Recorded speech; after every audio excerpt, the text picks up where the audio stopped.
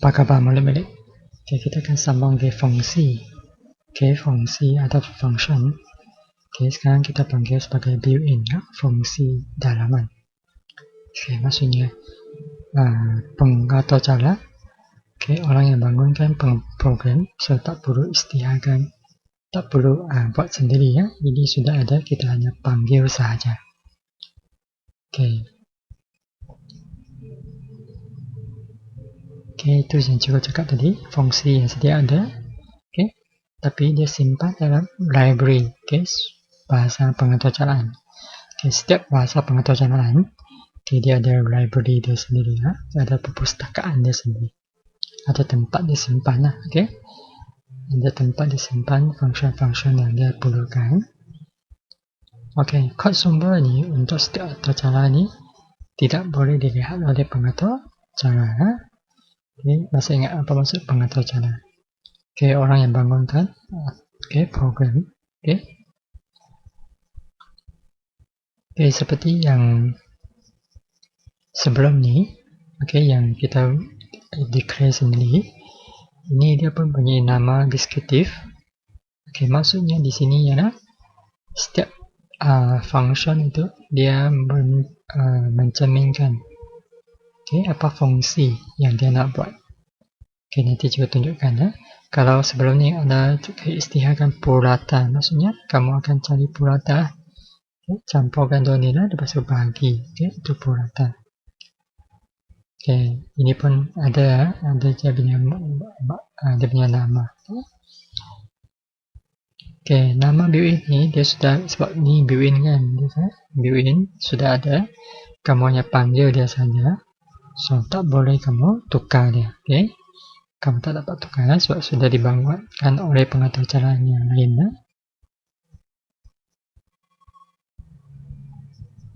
Okay, so dalam pengatur caraan Python ini fungsi input, okay, ini selalu kita guna, output pun selalu kita guna. Ini pun built-in fungsi juga, built-in function, ya. Okay, walau bagaimanapun, okay, tugas yang dibekalkan itu adalah tahap landing ringkas sahaja. Okay, yang lebih complicated itu tak dapat lah. Okay, kita pengatur cara mesti buat sendiri, ya.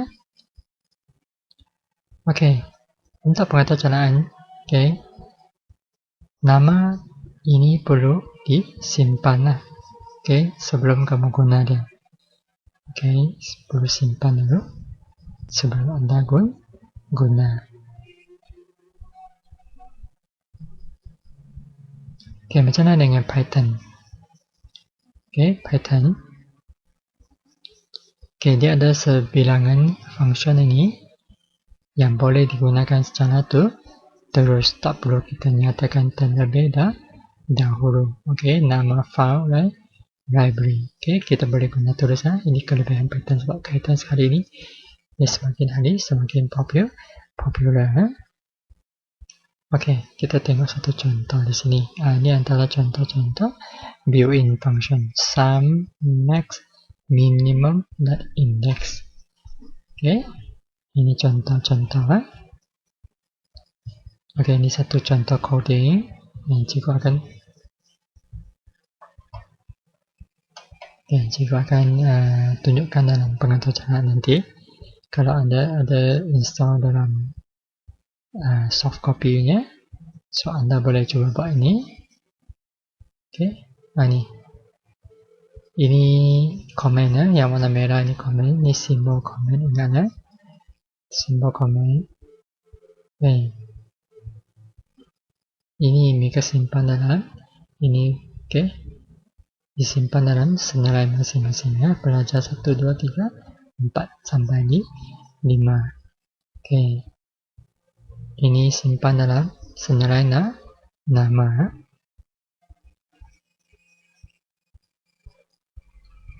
Okay, kemudian ini dia, kita panggil fungsi, ya. Setiap murid itu dihantar ke built-in sum. Okay, ini jumlah ni hantar ke sini, ya. Kemudian nilai ini akan dipulangkan, iaitu jumlah markah yang disimpan, oleh pemboleh ubah yang sepadan.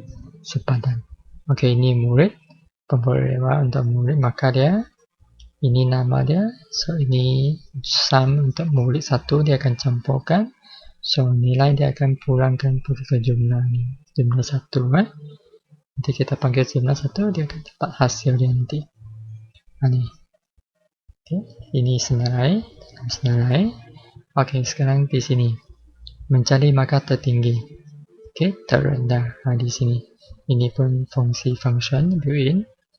Dia akan pulangkan markah tertinggi, ini akan pulangkan markah terendah dalam senilai di sini. Kemudian ini sub function pula. Dia akan mencari indeks tertinggi, indeks terendah. Di sini. Jumlah markah tertinggi dan terendah ini akan dihantar sebagai dihantar kepada sini, sub function di sini. Kemudian nomor indeks yang dipulangkan disimpan oleh pemboleh ubah masing-masing. Di sini baru dia cek nyatakan pelajar. Indeks yang disimpan dalam pemboleh ubah itu akan mengesan di sini kan. Indeks sifar 1, 2, 3, 4. Ingat indeks mula dengan sifar 1, 2, 3, 4. Bukan kedudukan, indeks mula dengan sifar. So di sini baru cetak, mencetak nama, maka terendah dan tertinggi.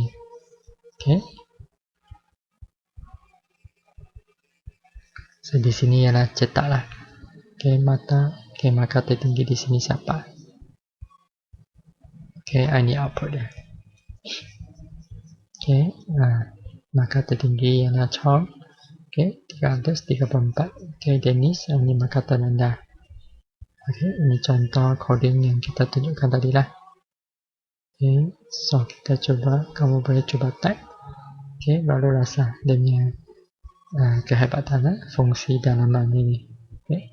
Sudah kita belajar fungsi dalaman ialah sum, max, min, index. Index di sini maksudnya dia boleh pulangkan tertinggi nama pelajar itu, tertinggi ataupun terendah.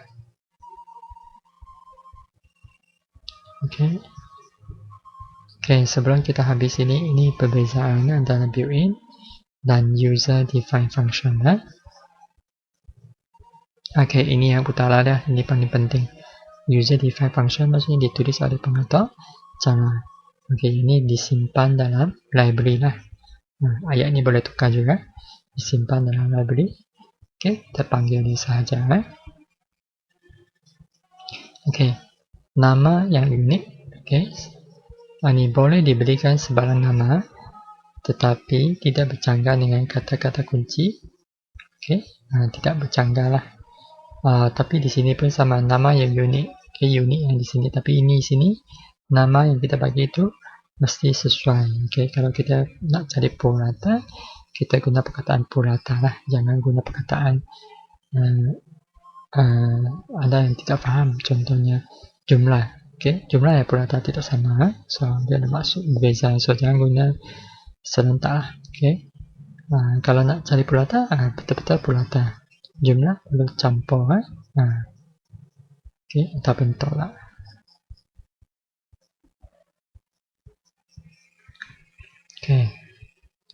Di sini ialah ini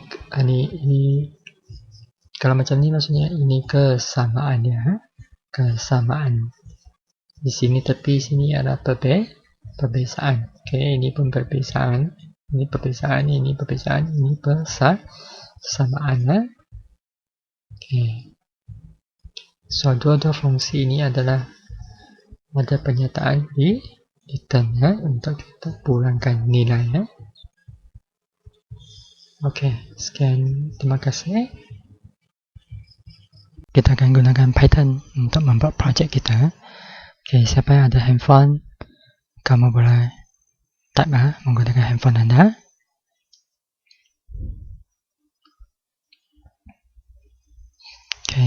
Di sini ini simbol maksudnya comment. Dokumentasi dalaman. Comment. Okay, simbol ni untuk Python punya lah macam ni ya. Kalau dalam PHP dia double slash. Okay, setiap programming language programming dia punya comment simbol dia berbeza. Okay, untuk Python warna dia merah. Okay, dan handphone warna apa? Okay, cuba perhatikan. Okay, comment ni maksudnya membuat penerangan. Ini okay. Ini markah murid. Okay, kita masukkan murid 1, murid 2. Kita masukkan semua markah. Okay, ini adalah satu senarai. So, dia akan simpan semua senarai markah. So, ada berapa pelajar? Kita akan type. Okay, ada 5 pelajar. So, kita masukkan semua senarai markah.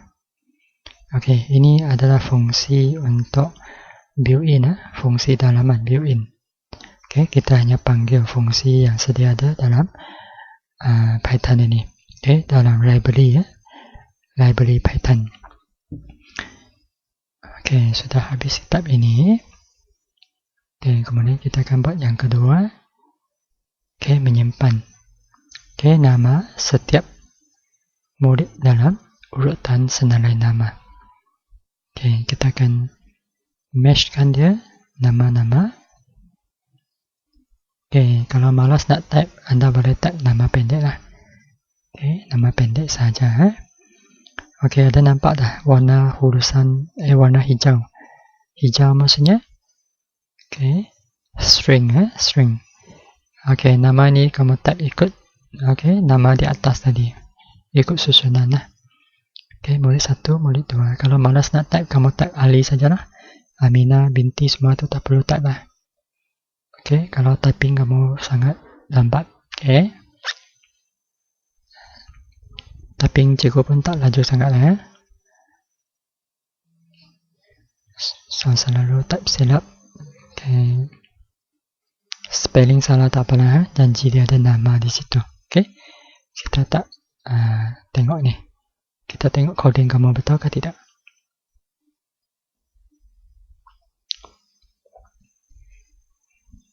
Okay, kemudian kita masukkan jumlah markah mereka.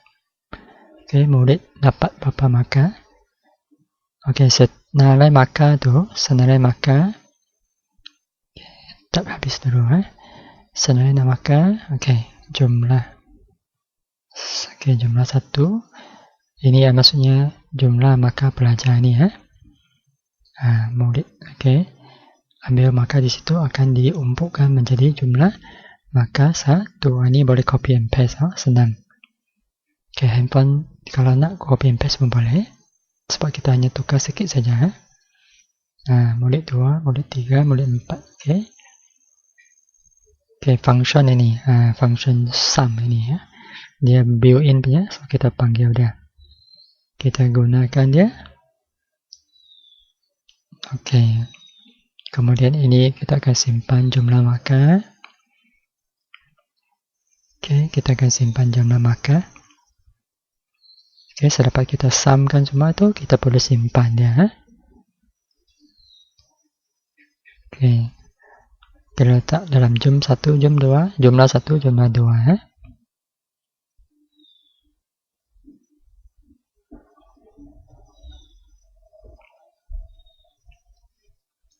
Okay, jumlah sama dengan jumlah 1.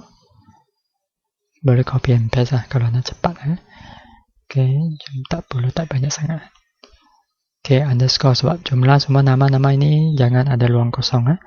Underscore maksudnya dia satu underscore tu supaya kita senang baca lah, itu saja. Okay, kalau jumlah 5, okay, sambung tu susah kita nak baca, so kita letak underscore di situ lah.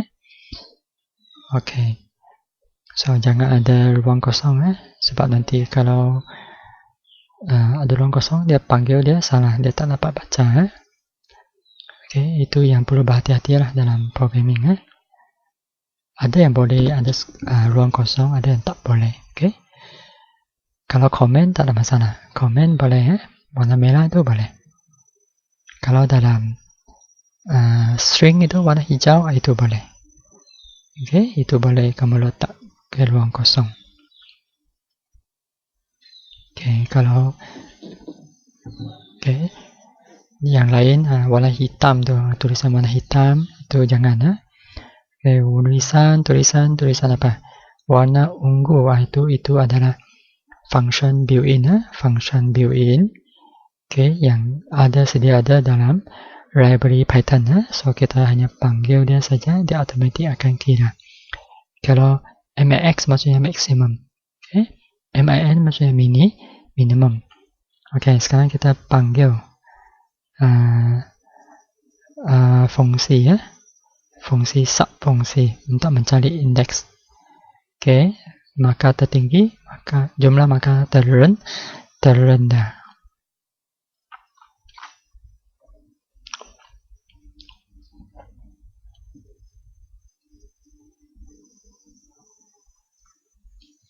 Okay, ini maka tertinggi.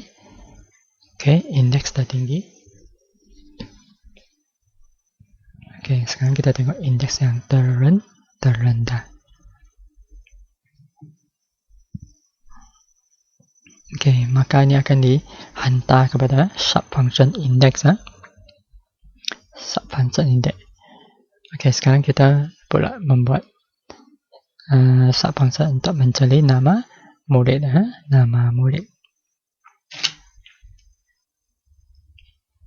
Okay, nama murid.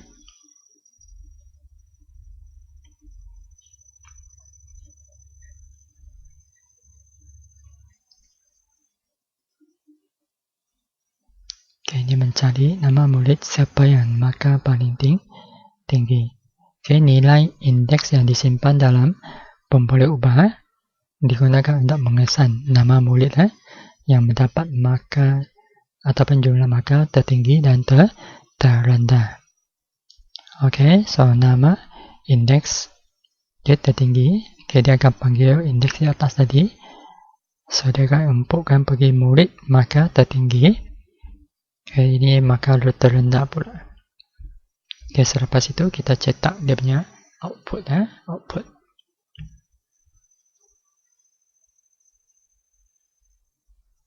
Okay, indeks terendah. Okay, kemudian kita akan cetak output dia.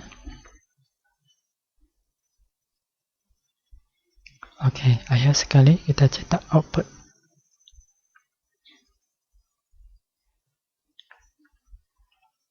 Okay, masih ingat warna merah itu ialah comment. Comment jenis. Panggil dia sebagai dokumentasi dalaman. Kalau dokumentasi luaran, okay, kita buat menu pengguna lah. Okay, kita buat menu pengguna macam mana kita menggunakan sistem. Okay, ini print. Okay, print apa? Murid maka tertinggi. Okay, so tertinggi. Kemudian ini, okay. Warna hijau, ini string yang perlu kita cetak. Okay, memperoleh jumlah maka tertinggi, iaitu siapa? Siapa maka tertinggi di sini? Okay, tengok kita punya jumlah betul tak? Mungkin kalau silap maksudnya ada ralat logik di situ. Okay, kalau ruang tak cukup, kamu boleh space turun ke bawah sikit apa. Ini boleh copy paste kalau malas nak type. Agak panjang coding ni. Okay, tukar saja satu perkataan terendah. Okay, tertinggi tukar ke terendah. Okay, sama juga tertinggi tukar ke terendah. Okay, habis ini kita boleh run kan dia. Okay, kita save kan. Jangan lupa save. Save. Okay, kemudian kita okay, sekarang dah habis. Jangan lupa save. Okay, ada sikit lagi terendah. Okay, terendah. Okay, kemudian okay, save. Okay, save. Dia mesti minta kamu save dulu. Okay, selepas save. Okay, apa-apa nama lah, tapi letaklah nama sesuai supaya senang cari nanti. Okay, run kan dia. Siapa yang paling tinggi? Chong. Okay. Lepas itu maka terendah ialah Dennis. Habis coding kita tu. Okay, habis.